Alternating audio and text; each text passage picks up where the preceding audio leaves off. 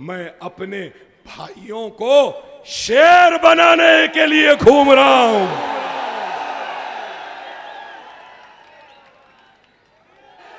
एक अकबर है, एक अकबर है तो इतनी परेशानी है, अल्लाह मुझे हयात दे 1000 अकबर बना दूंगा। बनना है, बनना है, शेर भी बनना है। ना मैं शेर हूं, ना मुझे शेर बनने का शौक है। मैं शेर हूं नहीं, ना बनने का शौक है। इतनी दूर से हैदराबाद से गाड़ी में बैठकर घूम रहा हूं 8 दिन से, तो अल्लाह उसके रसूल की कसम, मैं अपनी जात के लिए नहीं, अपनी इज्जत के लिए नहीं, अपनी शोहरत के लिए या कुछ दौलत कमाने के लिए नहीं, अल्लाह उसके रसूल की कसम, मैं अपने भाइयों को शेर बनाने के लिए घूम रहा हूं।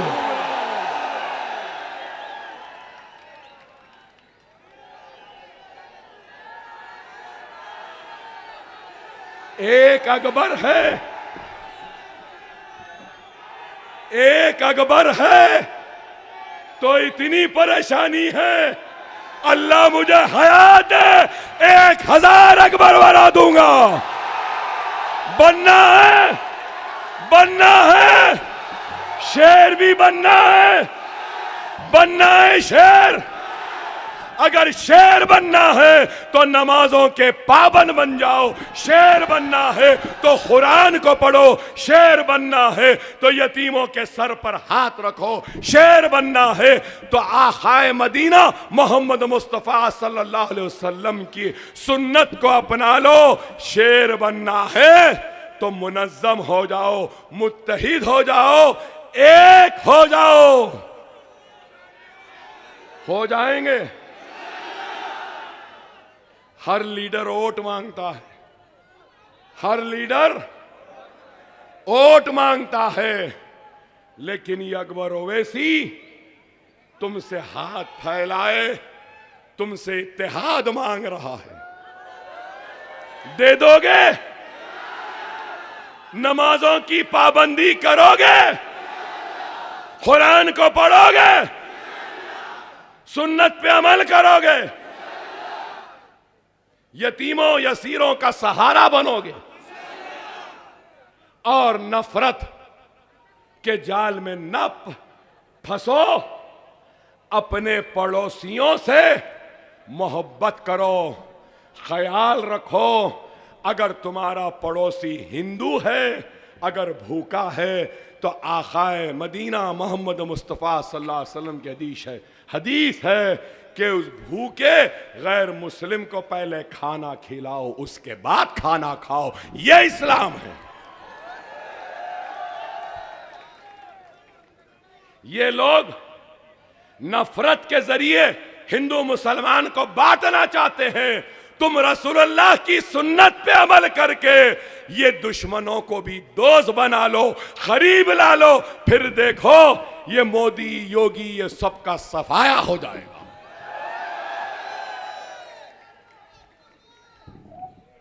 अल्लाह अल्लाह अल्लाह हर किसी को ऊंचा मुकाम देता, नीचे से ऊंचा बनाता।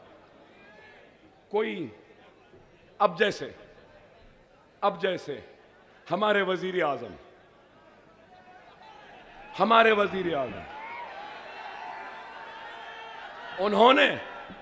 उन्होंने खुद कहा, मैं नहीं कह रहा हूं,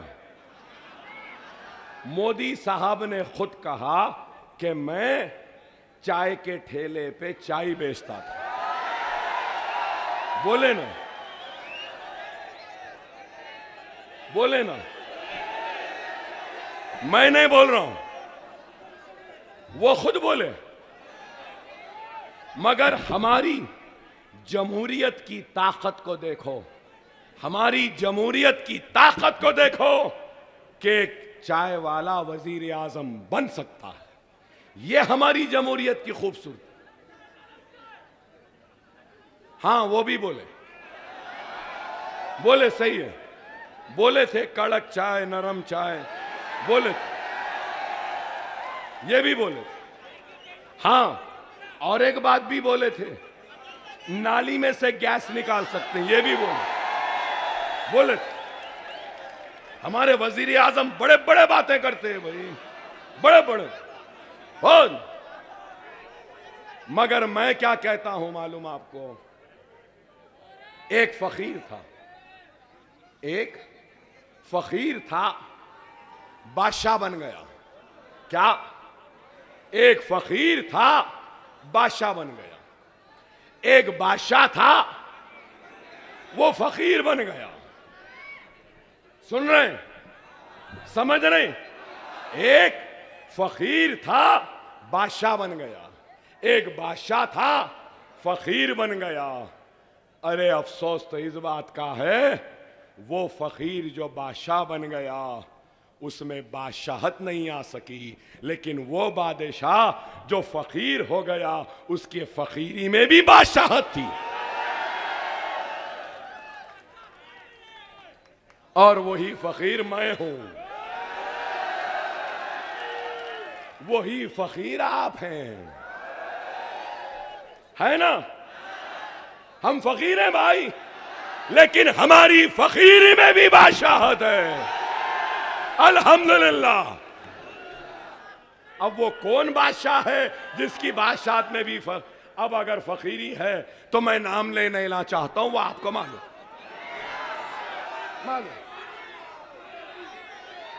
आपसे मैं यही कहने आया हूं कि खुदारा वक्त और हालात की नजाकत को समझो।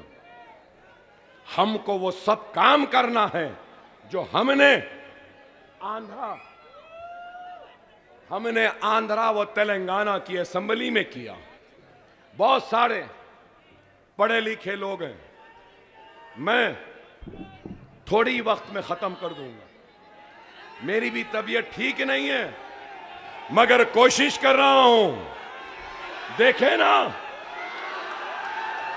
मोहब्बत का कमाल, ईमान की ताकत, कि आवाज जो बंद थी वो खुल गई। जब अल्लाह ने मेरी आवाज को खोल दिया तो जरूर आपके दिलों को भी खोल देगा और उसमें थोड़ी सी जगह इस गुनहगार के लिए भी डाल देगा। महाराष्ट्र का पूरा पॉपुलेशन 13 करोड़ 16 लाख। कितना? 13 करोड़ 16 लाख। तेलंगाना में पॉपुलेशन 3 करोड़ 90 लाख। महाराष्ट्र में मुसलमानों की आबादी 1 करोड़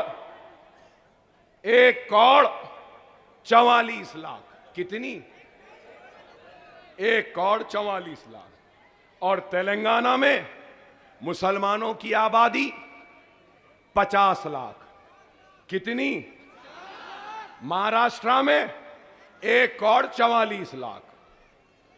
महाराष्ट्र का बजट पूरा 6.12 लाख करोड़। हमारा तेलंगाना का 2,91,000 करोड़ का बजट। महाराष्ट्र का 6,12,000 का। तो आपको मैं बताना ये चाहता हूं कि माइनॉरिटीज मतलब मुसलमान, क्रिश्चियन और जैन, बुद्धिस्ट, सिख सबको बजट देते हैं। महाराष्ट्र में माइनॉरिटीज का बजट 928 करोड़। कितना? 928 करोड़। कितने माइनॉरिटीज मुसलमानों के लिए? 1 करोड़ 44 लाख के लिए। और मैं जहां से आया तेलंगाना, 50 लाख मुसलमानों की आबादी और बजट 3,003 करोड़।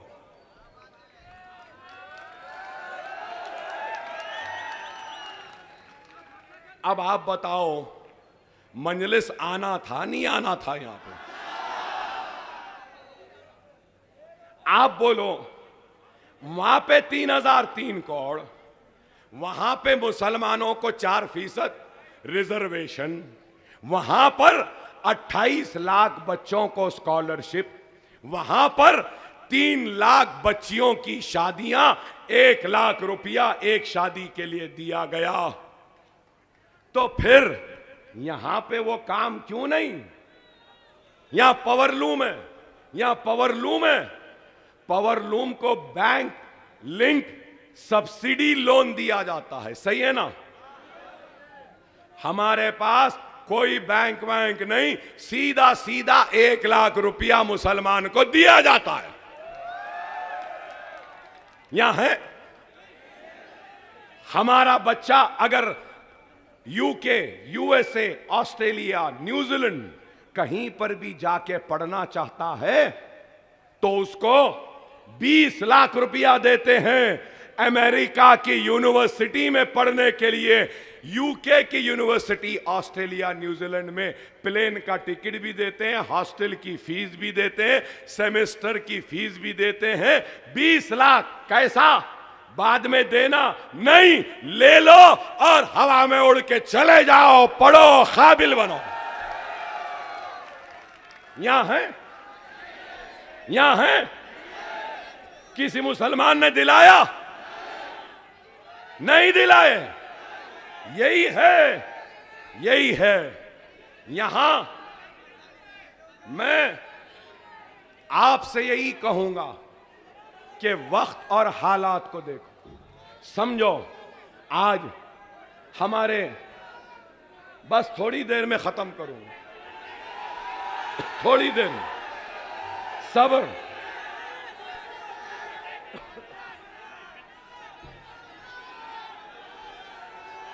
एक मिनट भाई, मेरे अहम बात कर रहा हूं, अहम बात कर रहा हूं। यहां पर आज से 5 साल पहले शिवसेना, बीजेपी दोनों मिलकर इलेक्शन लड़े, सही है ना? इलेक्शन हुआ, दोनों बिछड़ गए, लैला एक तरफ, मजनू एक तरफ, चले गए, हो गया। बोले नहीं। उसके बाद उद्धव ठाकरे, शरद पवार, कांग्रेस मिलके हुकूमत बनाए ना। चंद साल चली, उसके बाद शिवसेना टूट गई ना। शरद पवार की एनसीपी टूट गई ना, टूट गई। अब हमारा प्यारा मुसलमान भाई, ये नरम दिल होता है बहुत, बेशक मोमिन की सिफत है कि वह नरम होता है, माफ करता है मोमिन की निशानी। मेरे आका मोहम्मद मुस्तफ़ा सल्लल्लाहु अलैहि वसल्लम की भी तालीम है, रास्ते में कांटे बिछाते थे तो माफ किया। फाते मक्का हुए तो गर्दन झुकी थी, नजरें नीची थी। लोगों ने पूछा, या रसूल अल्लाह, हम फाते हैं, फिर आपकी गर्दन नीचे क्यों, नजरें नीचे क्यों? तो रसूलुल्लाह इरशाद फरमाते हैं कि मैं उन लोगों को शर्मिंदा नहीं करना चाहता जिन्होंने मेरे रास्तों में कांटे और रुकावटें बिछाई थी।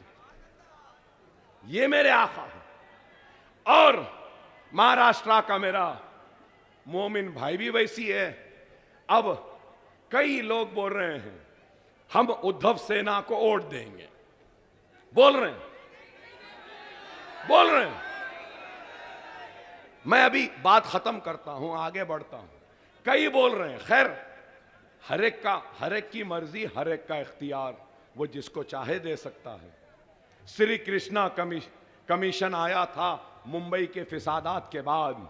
मुंबई के चौराहों पर, गलियों में, रास्तों में औरत की हुर्मत का मजाक उड़ाकर, बरहना करके परेड कराने वाले कौन थे, वो मुझसे बेहतर आप जानते हैं।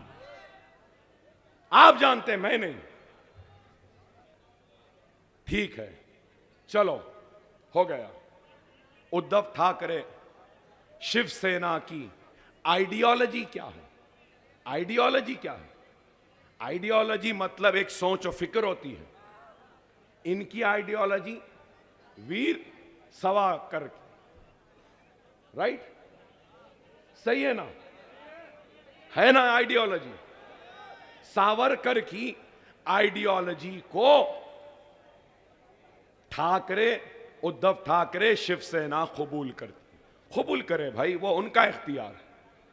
मेरी आइडियोलॉजी सरकार मदीना, उनकी सुन्नत,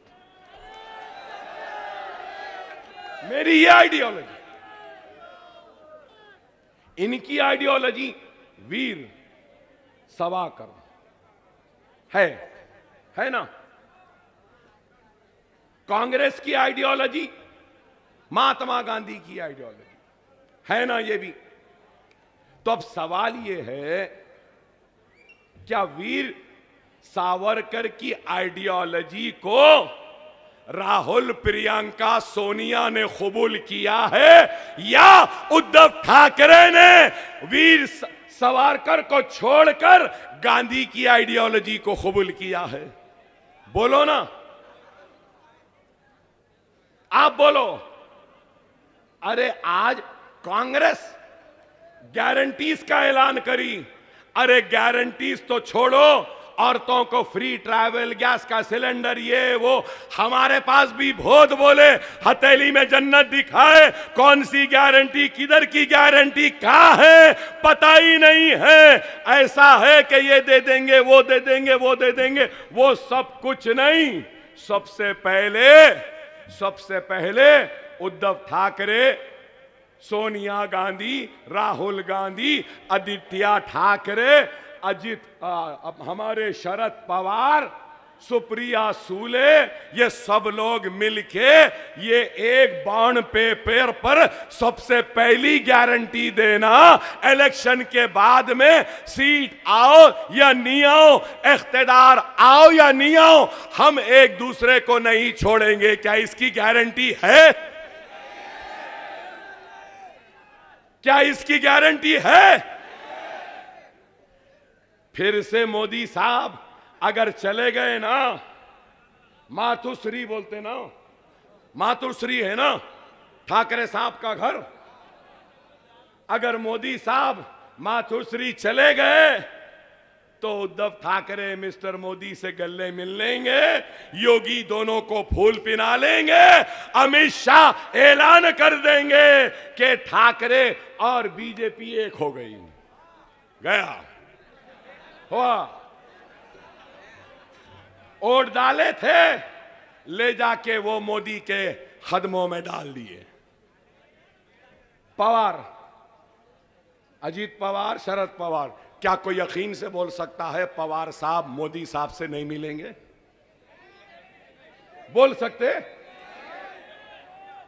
अरे भाई, किसी का भी भरोसा नहीं है, कोई भी मिल सकता है।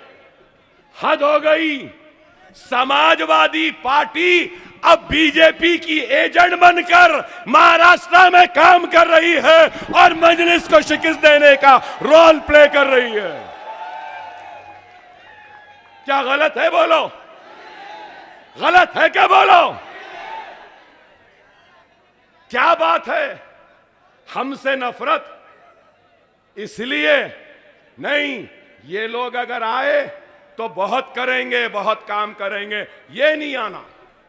तो ये नहीं आने के वास्ते किसका इस्तेमाल? एक हमारे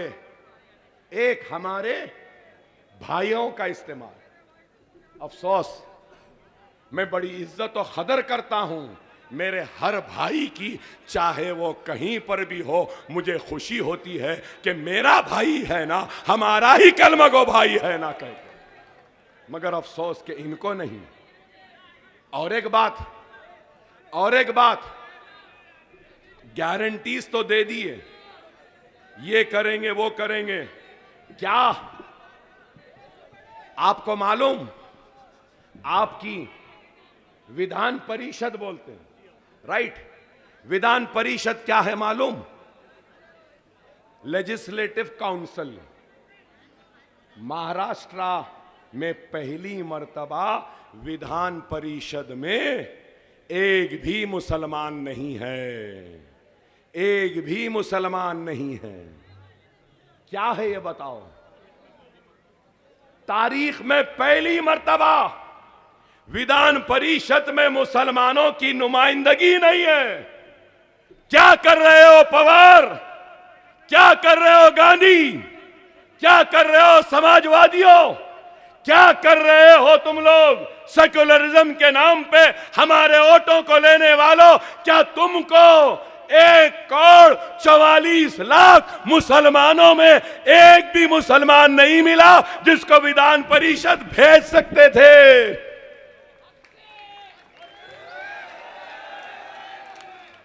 नहीं भेजे। अरे भाई, यही है, जब हमारा मामला आता ना तो सब हमसे बोलते हैं ऐसा है, वैसा है, ये है, वो है, वोट दे दो, वोट दे दो। हम वोट देने की मशीन बन गए हैं। कभी गांधी को वोट दिया, कभी जनता को वोट दिया, कभी समाजवादी को दिया, कभी यादवों को दिया, कभी लालू को दिया, कभी रेड्डी को दिया, कभी राव को दिया, कभी पवार को दिया, कभी पटेल को दिया, कभी पाटिल को दिया। अरे क्या कभी तुमने मुझको दिया? अरे अब वक्त है, मुझे दे दो। तुम्हारा नुमाइंदा मैं बनूंगा, तुम्हारी नुमाइंदगी मैं करूंगा, तुम्हारी हक की लड़ाई मैं लड़ूंगा। इंसाफ के लिए हम लड़ेंगे। जब तक जिंदा हूं आता रहूंगा, दिलों को जीतने की कोशिश करता रहूंगा। हारता हूं तो हार जाऊं, मुझे परवाह नहीं। मैं इलेक्शन जीतने तो बेशक आया हूं, लेकिन इलेक्शन के साथ साथ अपने भाइयों के दिलों को जीतने के लिए ज्यादा आया हूं। हकीकी फातेह वो होता है जो दिलों को फतेह कर ले। और फिर कह रहा हूं, तकरीर शुरू करा, आवाज नहीं थी। आप मायूस थे कि अकबर साहब की आवाज नहीं है, लेकिन देखो अल्लाह का करम, इल्लल्लज़ीना आमनू व आमिलुस सालिहात। अगर अमल सच्चा साले तो दुनिया की कोई ताकत तुमको रोक नहीं सकती। अगर आप सच्चे हैं, मैं सच्चा हूं, हमारे ईमान में साले है, तो फिर हमारी कामयाबी को कोई नहीं रोक सकता।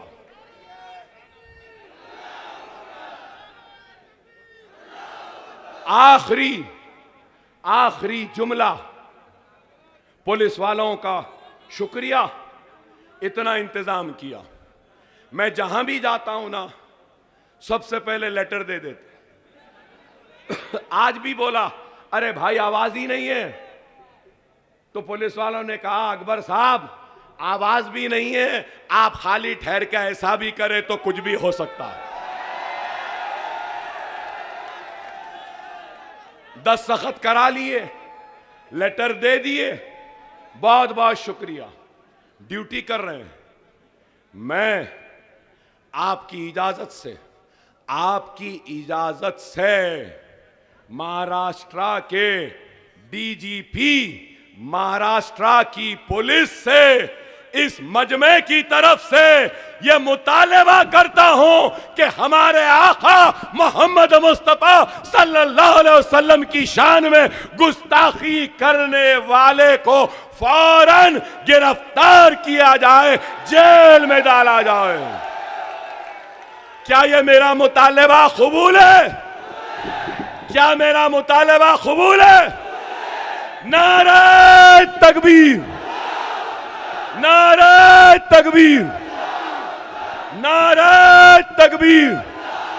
हिंदुस्तान, भारत, इंडिया, मजलिस इत्तेहादुल मुस्लिमीन, मजलिस इत्तेहादुल मुस्लिमीन, वारिस पठान, पतंग पतंग पतंग पतंग पतंग पतंग पतंग पतंग पतंग पतंग फैली हुई है, जबरदस्त है, झुकाना है और फररररररर खींचना है।